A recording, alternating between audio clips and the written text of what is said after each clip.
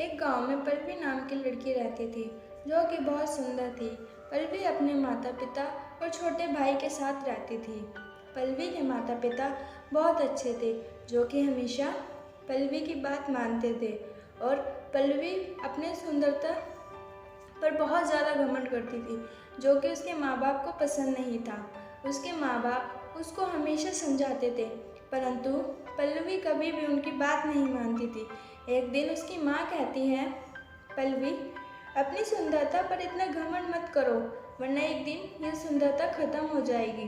पल्लवी मेरा कुछ नहीं हो सकता, सुंदर हो तो सुंदर ही रहूँगी ना, मेरा कोई कुछ नहीं बिगाड़ सकता और मैं घमंड करूँगी क्योंकि मेरे जितना सुंदर कोई नहीं इस दुनिया में। पल्लवी के बात सुनकर उसकी माँ बहुत दुखी हो जाती है और सोचती है कि अब इस नादान लड़की को कौन समझाए, ये तो बस अपनी मनमानी करती है।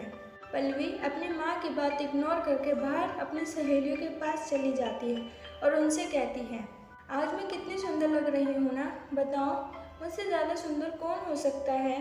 पल्लवी की एक सहेली कहती है, हाँ तुमसे ज़्यादा सुंदर कोई नहीं है, तुम बहुत सुंदर हो पल्लवी। पल्लवी कहती है, हाँ देख लो तुम भी तो इतनी बदसूरत हो। पल्लवी की बात सुनकर उसकी सहेलियाँ गुस्से में बोलती हैं, पल्लवी अपनी सुंदरता पे घमंड मत करो वरना एक दिन तुम बहुत बदसूरत हो जाओगी तो कोई भी तुम्हारी तरफ नहीं देखेगा। पल्लवी उनकी ये बात सुनकर गुस्से में आकर बोलती है, जाओ जाओ यहाँ से, तुम इतनी सुंदर नहीं हो जब भी तुम मुझसे चिढ़ रही हो, जाओ यहाँ से। और उसके इतना कहते ही उसकी दोनों सहेलियाँ वहाँ से चली जाती हैं। पल्लवी घर आ रही थी तभी उसको रास्ते में एक बूढ़ी औरत मिलती है। वह बूढ़ी औरत पल्लवी से कहती है, बेटा ये सामान मेरे घर पहुँचा दो, ये सामान बहुत भारी है, मुझसे उठ नहीं रहा, मेरी मदद कर दो। पल्लवी बूढ़ी औरत से कहती है, ये सामान मैं नहीं उठाऊंगी वरना मेरी सुंदरता खराब हो जाएगी और अगर मैं ये सामान उठाऊंगी तो मेरे सुंदर सुंदर हाथ भी खराब हो जाएंगे, आप खुद ही इस सामान को उठा लो। बूढ़ी औरत पल्लवी की बात सुनकर कहती है, इतनी घमंडी लड़की। पल्लवी बूढ़ी औरत की बात ना सुनकर चुपचाप वहाँ से चली जाती है और घर आकर अपने फेस पर मेकअप करने लगती है। तभी पल्लवी मेकअप कर रही होती है कि उसका छोटा भाई उसके पास आता है और उसके ऊपर पानी गिरा देता है और हंसने लग जाता है। यह देखकर पल्लवी को बहुत गुस्सा आता है और गुस्से में आकर अपने भाई को मारती है और डांटती है। पल्लवी की माँ रोने की आवाज़ सुनकर आती है और पल्लवी से कहती है, पल्लवी अपनी माँ को बताती है कि माँ इसने मेरा पूरा मेकअप खराब कर दिया। तभी उसकी माँ कहती है, तो क्या हुआ, वो खेल ही तो रहा था तुम्हारे साथ, तो तुम्हें मारने की क्या ज़रूरत थी। पल्लवी, हाँ तुम तो बोलोगी ही, तुम तो चाहती हो मैं बदसूरत लगूं। पल्लवी की बात सुनकर पल्लवी की माँ उदास होकर नीचे अपने रूम में आ जाती है और सोचती है, कैसी लड़की है, क्या होगा इस लड़की का। तभी पल्लवी के पिताजी आते हैं और अपनी पत्नी से कहते हैं, हमें अब पल्लवी की शादी करा देनी चाहिए, क्या पता शादी के बाद पल्लवी सुधर जाए। उसकी माँ कहती है, हाँ तुम सही कह रहे हो, हमें पल्लवी की अब शादी ही करा देनी चाहिए। फिर अगली सुबह एक लड़के वाले आते हैं, फिर पल्लवी को लड़के वाले पसंद कर लेते हैं और कुछ समय बाद पल्लवी की शादी हो जाती है। पल्लवी का पति रितेश बहुत हैंडसम था और अच्छा भी था। रितेश हमेशा अपने माता पिता और पिताजी की बात मानता था। शादी भी उसने अपनी माँ के कहने पे की थी। अब पल्लवी अपने ससुराल में एक भी काम नहीं करती थी और हमेशा मेकअप करती रहती थी, इधर उधर घूमती रहती थी। एक दिन पल्लवी की सास पल्लवी से बोलती है, बेटा जब से तुम आई हो जब से तुमने खाना तक नहीं बनाया, आज तुम खाना बना लो।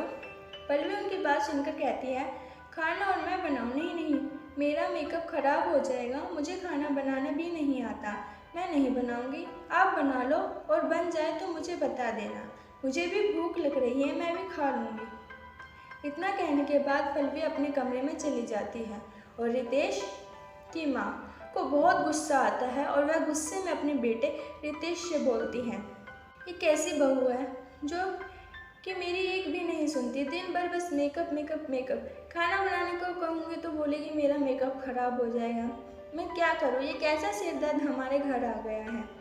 माँ की बात सुनकर रितेश कहता है, चिंता मत करो माँ, मैं बात करता हूँ। फिर रितेश अपनी पत्नी पल्लवी के पास जाता है और कहता है, पल्लवी तुम माँ की बात क्यों नहीं मानती हो और तुम घर का खाना क्यों नहीं बनाती हो? तभी पल्लवी उससे कहती है, मैं नहीं बनाऊंगी वरना मेरी खूबसूरती खराब हो जाएगी।